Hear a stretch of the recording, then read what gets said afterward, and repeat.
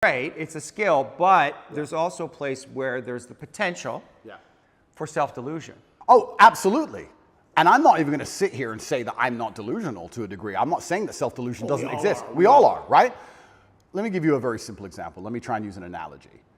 I think the only thing better than having everything you want is not wanting anything, right? So I have every car on this planet. I have 40 supercars. Most people want a supercar. I have 40. But there's that unique 0.1% of people who genuinely don't want one. And I think that's more freeing than having everything you want, right?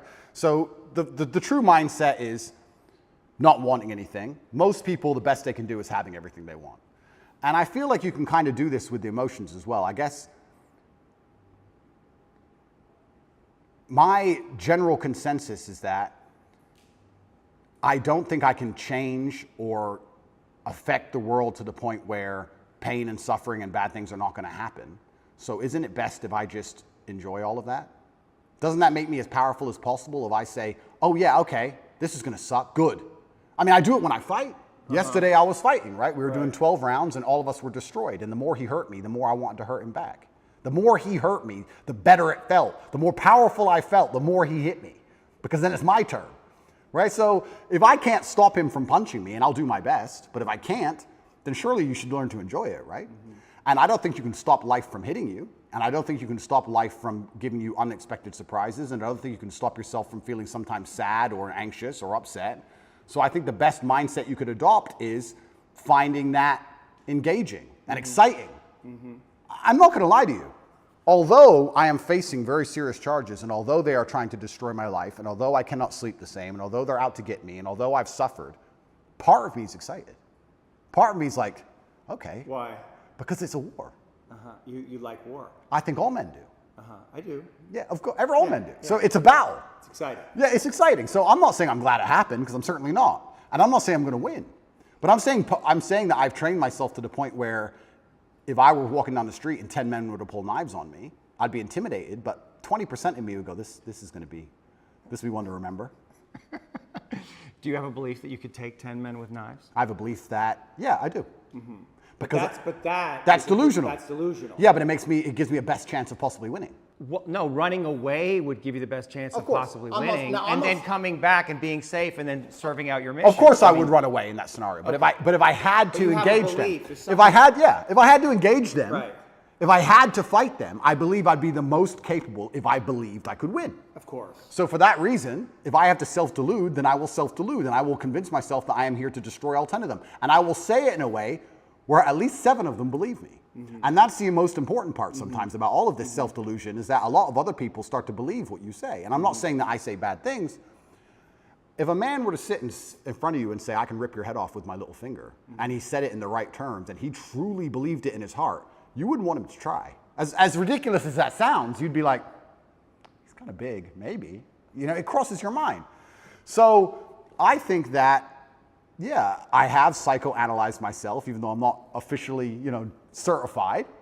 And I've decided that I can't stop bad things from happening to me. So instead, I'm going to enjoy bad things happening to me. And I'm going to build a mindset that makes me fearsome enough to succeed regardless of how stacked the odds are against me.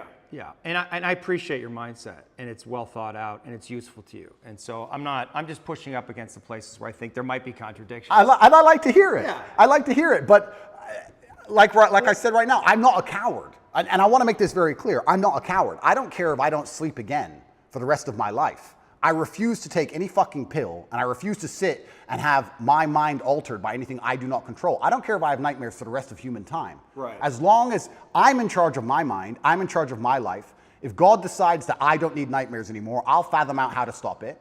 If God decides I need to wake up in the middle of the night in a sweat, fearful or afraid they're coming to get me, then that's God's plan for me, and that's what I'm going to deal with. I'm not a coward. I'm not afraid of any of these things. I'm not afraid of feeling bad. I'm not afraid of anxiety. I'm not afraid of panic. This is one of the things I think a lot of men out there struggle with, is they're so worried and afraid of bad feelings. And to me, that's just showing that you've had an easy life. Like, there's real people out here who are trying to kill you. There's people out here who put a knife in your neck. You're scared of what? Feeling sad? Who cares? Like, there's real problems. What are you worried about feeling sad for? Who gives a shit? I could feel sad for the rest of my life, and I guarantee, 1, nobody would know, and 2, I would be monumentally successful regardless. So why are we even talking about it? I have no fear for a negative feeling. I have fear for me not being able to provide for my children. I have fear for people who rely on me not being provided for and cared for. But I don't have a single, I don't wake up and go, I'm worried if I might feel sad today. Who cares? Who cares? I can be happy or sad on the same day. Nobody notices and the same things get done. The exact same amount of work gets done. Nothing changes. How are you making sense of what's happening to you? Is it God's will? Is it a co-creation? In some way, did you co-create this? Oh, no. Or are you just like a victim of the Matrix? No, I'm not a victim. So absolutely everything is, I believe. In some way you're a victim. Completely, but I believe in self-accountability. Sure. I could have prevented this. Well, how did you co-create this? If let's presuppose you did. I created this by being monumentally successful. Right. There's no light without dark. Equal and opposite force. But you said you were excited about it, so maybe there's some way you actually wanted this. I didn't want this. In fact, I had conversations with Tristan for a long time, and I kept saying Icarus to him. When I would decline certain podcasts, I would decline meeting certain famous people, I would decline talking about politics, I would decline things, and I would keep saying Icarus. And he would say, why are you doing this? And I just reply Icarus. Because I knew if I got too big that they were going to come for me. I knew that. So I tried to balance it, and I felt like I did a pretty good job, but unfortunately I got it a little bit wrong. My fault. I got it wrong. I put myself here. Mm-hmm. But I also don't believe that there's any light without dark. It's yin and yang for a reason. I don't think that I can just become the most Googled man on the planet and become monumentally successful and make hundreds of millions of dollars and nothing bad's going to come from it. I think that would be hubris. You just used the word hubris. It's a fantastic word. I think it would be stupid for me to sit there and go, I should be able to do all of this good and have a fantastic life and there's going to be no repercussion in any form. Mm-hmm. I knew this was coming to the point where I literally sat with Tristan about 3 weeks before it happened and said, we're fucked. So why did it happen? It happened because I became monumentally successful and I became monumentally influential, and the world is a battlefield. You did create it. In some way, you co-created it. Completely. Like you knew this was going to happen, and so there may be some way unconsciously you wanted it to happen. Like if you're on this hero's journey and you're living this big life and you have a big vision for yourself. I mean, you bring up guys like Genghis Khan, and I think that's kind of appropriate because in another era you probably would have been one of those cats, right? So now we're here, and maybe you need this in some way, need this test to really feel yourself, to know how strong you actually are. I mean, I know what you're saying. I don't think I need the test. I do feel like I need to tell the truth. I do feel like what's the truth? The truth is, the truth about the Matrix? Yeah, lies? what I believe. And I do believe that I have a responsibility because of my massive platform. Yeah. And I do believe that the responsibility is for me to do my best to educate people in a way that's going to make them happy. Mm-hmm. And I know I could have sold my soul 1,000 times, and I know I could have avoided this, and I know I could have not said certain things, and I understand all of that. I wasn't looking for a war this large. I wouldn't say I was looking for it, but I wasn't ignorant to the fact that it might happen, and I wasn't afraid.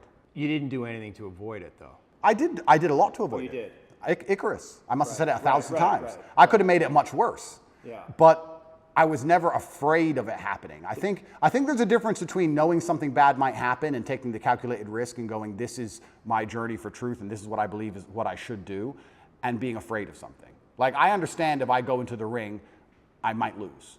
But I do believe 93% chance I'm going to destroy him. Well, and you want the fight, either way. I guess so, because how else do you matter, right? That's my point. And I'm not saying that I'm glad I'm being persecuted for false human trafficking inside of Romania. I'm not saying that at all. But I'm saying that... Yet, on the other side of this, how strong will you be? Stronger than you could be otherwise, that's for sure. And have more power and influence otherwise. Absolutely. I mean, it's a Nelson Mandela. Completely. And now, I wouldn't want to spend fucking whatever amount of time in jail. That sounds fucking scary, but... It's not uncommon for heroes. Well, exactly. And if you take the lessons from it, and if we want to once again talk about being as formidable as possible, then I don't think jail, okay, it's given me nightmares, but I don't think it's made me weaker. No. And it could have easily made me weaker. I could have gone through the exact same experience with a different mental model and emerged weaker. I believe I've emerged stronger, regardless of the fact that I have nightmares. I didn't have nightmares before, now I do, but I still see myself as a stronger person. That's one more thing I no longer have to fear from an unknown perspective. I know exactly what it's like. I know the best ways to deal with it, which I developed within the 3 months. And if they put me back, I know what I'm going into. So that's unknown area of the map explored. Yes. And I don't want to go, but I do believe that I'm more powerful than ever. And you have to find the good in it. That's absolutely not for sure. But I don't think I want to be very careful. I don't think I was looking for this fight. I'm finding the good in this fight. I believe that my fight actually has far-reaching repercussions for society now. I think that however this plays out is going to affect society in real time. I wasn't looking for it, but I was never... Did you attract it in some way? Well, if you are a force for good, then the evil is going to attack you, isn't it? And I do genuinely believe this is the battle of good versus evil in the world today. I believe that truth is always going to be on the side of good.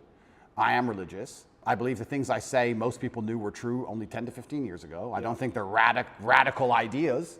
And I think that there is an evil force in the world which is extremely deceptive. And they are out to try and silence me. Not because what I say is wrong. It's in fact because what I say is right.